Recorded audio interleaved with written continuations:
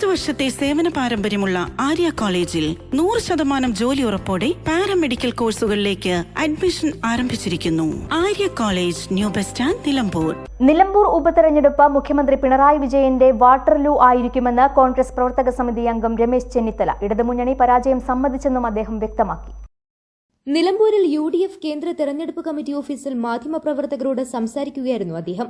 മുഖ്യമന്ത്രിയുടെ 3 ദിവസത്തെ പര്യടനം ഇടതുപക്ഷത്തിന്റെ പരാജയ സൂചനയാണ് നൽകുന്നത്. സർക്കാരിന്റെ നേട്ടങ്ങളെക്കുറിച്ചൊന്നും പറയാതെ വർഗീയ ധ്രുവീകരണത്തിനാണ് മുഖ്യമന്ത്രി ശ്രമിക്കുന്നത്. വർഗീയത പറഞ്ഞ ജനങ്ങളെ ഭിന്നിപ്പിക്കാനുള്ള ശ്രമത്തെ നിലമ്പൂർ തോൽപ്പിക്കും. 10 വർഷമായി കേരളത്തെ ഭരിച്ചുമുടിച്ച ഇടത് സർക്കാരിനെതിരായ ശക്തമായ ജനവികാരമാണുള്ളത്. ഇത് തെരഞ്ഞെടുപ്പിൽ പ്രതിഫലിക്കും. വിലക്കയറ്റം നിയന്ത്രിക്കാനോ തൊഴിലില്ലായ്മ പരിഹരിക്കാനോ സർക്കാർ ഒരു നടപടിയും സ്വീകരിച്ചിട്ടില്ല. വന്യജീവി ആക്രമണങ്ങൾ തടയുന്നതിൽ സർക്കാർ പൂർണ്ണ പരാജയമാണ്. കേരളം ഭരണമാറ്റത്തിന് തയ്യാറെടുത്തിരിക്കുകയാണെന്നും അതിന്റെ തുടക്കമായിരിക്കും നിലമ്പൂരിലെന്നും ചെന്നിത്തല പറഞ്ഞു. ഇപ്പോഴും ഈ തെരഞ്ഞെടുപ്പ് സമയത്ത് എത്ര പേർ മരിച്ചു? ഇത് കേരളത്തിൽ ഒരു വലിയ ഗുരുതരമായ പ്രശ്നമായി മാറിയിരിക്കുന്നു.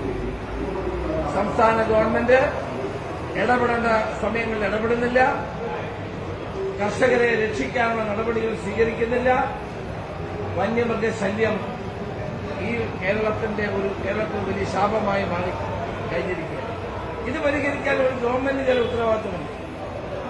ആ ഉത്തരവാദിത്വം ഒന്നും നിറവേറ്റുന്നില്ല.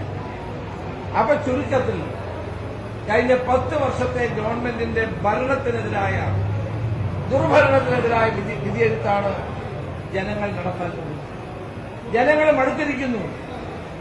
കേരളം ഒരു രാഷ്ട്രീയ ഭരണമാറ്റത്തിന് തയ്യാറെടുക്കുകയാണ്. ഒരു ഭരണമാറ്റത്തിന് വേണ്ടി തയ്യാറെടുക്കുന്ന കേരളത്തിലെ ജനങ്ങൾ നിലമ്പൂരിലെ ജനങ്ങളെയാണ് കാത്തിരിക്കുന്നത്.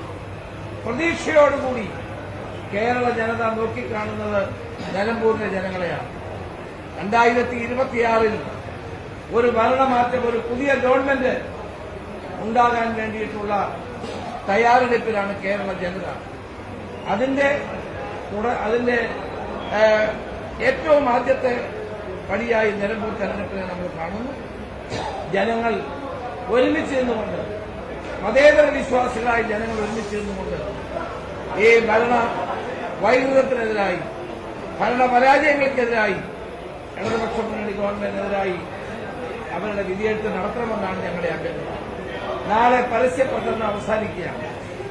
പരസ്യപ്രചരണം അവസാനിക്കുമ്പോൾ എനിക്ക് നിലമ്പൂരിലെ ജനങ്ങളോട് അഭ്യർത്ഥിക്കാനുള്ളത്, ഒരു നല്ല നിലമ്പൂരിന് വേണ്ടി, ഒരു നല്ല നാളേക്ക് വേണ്ടി കേരള ജനത പ്രതീക്ഷിക്കുന്ന ഒരു ഭരണമാറ്റത്തിന് വേണ്ടി ഇവിടുത്തെ ജനങ്ങൾ, മതേതര വിശ്വാസങ്ങളായ ജനങ്ങൾ UDF സ്ഥാനാർത്ഥി ആര്യാട ഷൗക്കത്തിന് വൻപിച്ച ഭൂരിപക്ഷത്തോടെ വിജയിപ്പിക്കണമെന്ന് അഭ്യർത്ഥിക്കുന്നു.